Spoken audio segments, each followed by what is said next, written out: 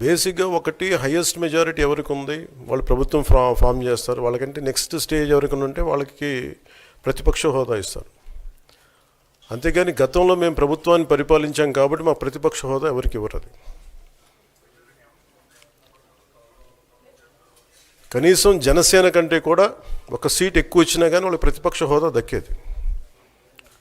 ఈ రోజున ప్రభుత్వంలో సెకండ్ లార్జెస్ట్ పార్టీ జనసేన. దాన్ని ప్రజల దృష్టికి తీసుకొద్దామని వైసీపీ నాయకులు వాళ్ళు చేస్తుంది ఏంటంటే మాకు ప్రతిపక్ష హోదా ఇస్తే తప్ప మేము అసెంబ్లీలో అడుగు పెట్టాం, లేదంటే ప్రసంగాలను అడ్డుకుంటాం అని. ఇది సరైన మెసేజ్ బయటికి వెళ్దాం. ఇది సరైన విధానం కూడా కాదు. ఇది ప్రజలందరికీ తెలియజేయాలనుకున్నాం. ఇది ప్రతిపక్ష హోదా ఏ పరిస్థితిలో వస్తుందంటే మీకు రూలింగ్ పార్టీ కంటే కూడా అత్యధికంగా ఇంకొక సీట్లు వాళ్ళకంటే మీరు వస్తే దాని తర్వాత స్థానం మీకు వస్తే ఖచ్చితంగా ప్రతిపక్ష హోదా వాళ్ళకే ఉంటుంది. 21 సీట్లు ఉన్న జనసేన, 11 సీట్లు ఉన్న వైసీపీకి ప్రతిపక్ష హోదా ఎలా వస్తుంది?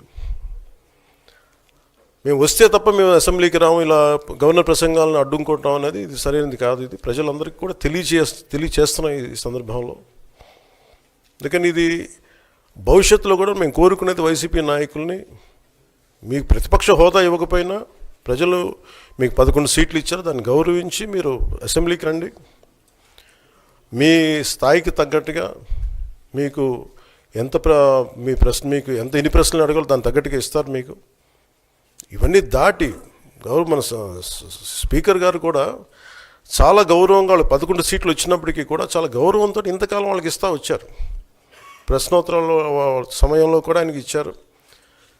గతంలో కూడా ఇవన్నీ ఆయన రావడానికి కూడా ఆయన ఎలా రావాలి, ఏం చేయాలి, దానికి కూడా చాలా ఏమాత్రం ఇబ్బంది పెట్టకుండా గతంలో కూడా చేశారు. ఫస్ట్ మీరు మనకి గవర్నమెంట్ ఫామ్ అయిన తర్వాత కూడా వీటిని దృష్టిలో పెట్టుకొని వైసీపీ కొంచెం హుందాగా వ్యవహరించాల్సిన అవసరం ఉంది. వైసీపీ నాయకులకు కూడా మీకు బాధ్యత ఉంది.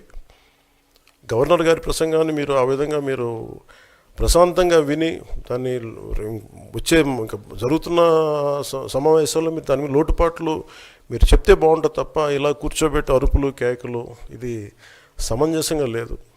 అంటే అర్ధాంతరంగా ప్రతిదానికి అసెంబ్లీలోకి రాగానే గొడవ పెట్టుకోవాలి, దేన్నైనా విభేదించాలనేది ఇది చాలా లో లెవెల్ ఆలోచన విధానం, లో లెవెల్ స్ట్రాటజీ. అది ప్లీజ్ మీరు అప్గ్రేడ్ అవ్వండి, మీరు అప్లిఫ్ట్ చేసుకొని మీరు కూర్చోబెట్టి డెమోక్రటిక్ ప్రాసెస్ని గౌరవం ఇవ్వండి. మనస్ఫూర్తిగా వైసీపీ నాయకులకి ఇది నా విన్నపం, నా విజ్ఞాపన. This what I would like to say. And నిజంగా కావాలి అంటే మీరు ఈ 5 సంవత్సరాల్లో మీరు ప్రతిపక్ష హోదా మీకు రాదు. అది మీరు మెంటల్గా ప్రిపేర్ అయిపోండి. 11 సీట్లతోటి మీకు ప్రతిపక్ష హోదా ఇవ్వబడదు, రాదు. ఎందుకంటే ఇట్ ఈస్ చంద్రబాబు గారు, గౌరవ ముఖ్యమంత్రి చంద్రబాబు గారు డిసైడ్ చేసేది కాదు, జనసేన డిసైడ్ చేసేది కాదు. దానికి రూల్స్ ఉన్నాయి, దానికి రెగ్యులేషన్స్ ఉన్నాయి, నామ్స్ ఉన్నాయి. ఉదాహరణకి నేనే మన కేంద్ర ప్రభుత్వం ఫార్మేషన్కి మేము వెళ్ళినప్పుడు పార్లమెంటరీ లీడర్ని మనం కూర్చున్నప్పుడు ఎన్డీఏ పక్ష నాయకుడు ఎన్నుకోవాలనుకున్నప్పుడు నేను నాయకుల స్థాయిలో నేను కూర్చున్నాను. అదే నేను ఇక్కడ మంత్రిగా ప్రమాణ స్వీకారం చేసేటప్పటికి నన్ను ప్రధానమంత్రి గారి పక్కన నన్ను కూర్చోబెట్టలా. నేను డిప్యూటీ సీఎం అయినప్పటికీ కూడా అది మంత్రి హోదానే కాబట్టి తిరిగి నన్ను మంత్రులందరూ పక్కనే కూర్చోబెట్టారు తప్ప ప్రత్యేకంగా నన్ను అక్కడ కూర్చోబెట్టలేదు. They are very specific rules and regulations నడుస్తాయి. ఉదాహరణకి పొద్దున కూడా స్పీకర్ గారు ఎదురొస్తే నేను అసెంబ్లీలోకి అడుగు పెడతా ఉంటే స్పీకర్ గారు ఎదురొచ్చారు. మనకి వచ్చి ఆయనతో పాటు రండి అని వెళ్తుంటే ముందుకు తీసుకెళ్తుంటే నాకు అనిపించింది, సార్ ఇది డిప్యూటీ సీఎంకి ప్రోటోకాల్ ఉండదు, ఓన్లీ ముఖ్యమంత్రి గారు, స్పీకర్, మనకు కౌన్సిల్లో ఉండే చైర్మన్ ఆయనే మీరు చేయాల్సింది తప్ప ఇది మేము ఉండేది కాదని చెప్పి నేనే వెళ్ళిపోయాను. ఎందుకంటే మేమే ప్రోటోకాల్స్ బ్రేక్ ఎందుకు చేయమంటే మాకు లేని ప్రోటోకాల్ మేము అడగం. అలాగే వైసీపీ నాయకత్వం కూడా గుర్తించాల్సింది, ఇది మీకు హోదా ఇవ్వబడదు.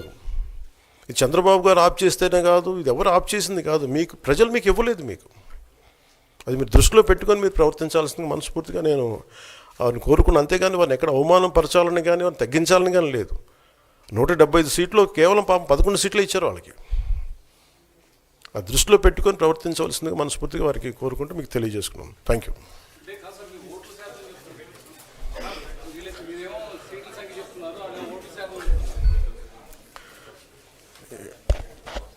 ఫస్ట్ అప్పుడు ఏం చేయాలంటే సార్, అప్పుడు జర్మనీకి వెళ్ళిపోవాలండి.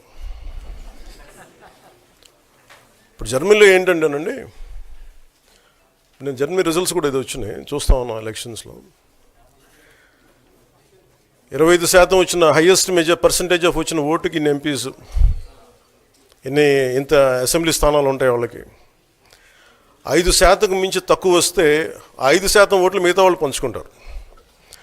మనకు అలాంటి బెనిఫిట్ మనకి లేదు కాబట్టి మన రాజ్యాంగంలో లేదు. వాళ్ళు మంకుపట్టు పడితే they are free to go to Germany. Thank you.